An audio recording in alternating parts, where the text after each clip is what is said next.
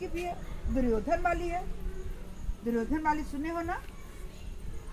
दुर्योधन होता है जब महाभारत की लड़ाई हो जाती है, अंतिम दिन बचता है, दुर्योधन बचा था।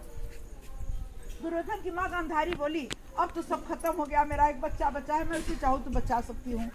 क्योंकि तुम लोगों को पता है गांधारी अंधी नहीं थी, गांधारी तो पट्टी बांधी थी कि मेरे पति नहीं देख सकते तो मैं भी नहीं, धृतराष्ट्र नहीं देख सकते दुनिया तो मैं भी नहीं देखूँगी। अब जब उन्हें लगा सब खत्म हो गए, एक ही मेरा बेटा बचा है, तो बुलाए, ए दुर्योधन बेटा तुम कल ना सुबह नहा के गंगा जी में ऐसे नंगू दड़ंगू आना मेरे पास, जैसे पैदा होते हैं बच्चे, कुछ तुम्हारे शरीर पे एक भी धागा ना होना चाहिए, जैसे पैदा होते हैं ना वैसे आना। क्या ठीक है माँ। तो सुबह नहाए धोए और नहा धो के जाने लगे।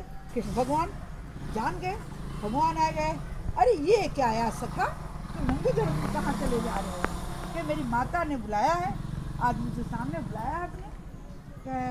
कृष्ण भगवान तो जान गए, ये क्या यार, अब माँ बड़ी हो तुम बड़े हो गए हो, कितना माँ कही है, कम से कम कमर वाला पार तो ढक लेते। तो हाँ कुछ तो था नहीं, तो कहते अपना कपड़ा छोड़ के तुम आना गंगा जी।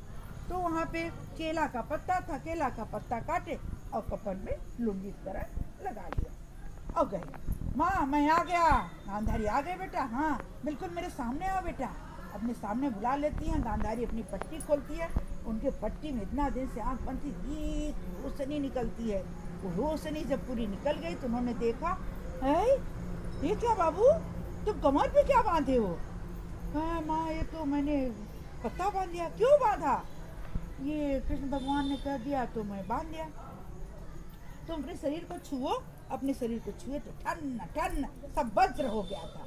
अब कमर के पार्ट वाला जो पत्ता के नीचे उसको छुओ वो तो मांस है। कौन बेटा, मैंने बुलाया था तुम्हें ना। कहा जैसे बुलाया था तो तुम आए नहीं। कहें अब कैसे आता, उन्हें मना कर दिया था, उन्होंने नहीं मना किया।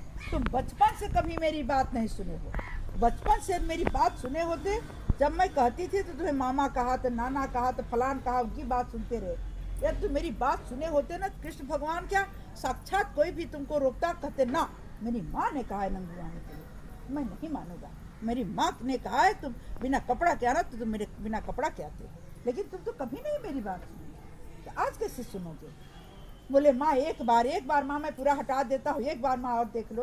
क्या कुछ बचा ही नहीं है, जो तेज था वो तो मैंने दे दिया। अंत में कुछ नहीं हो पाया और दुर्योधन का नुकसान हुआ।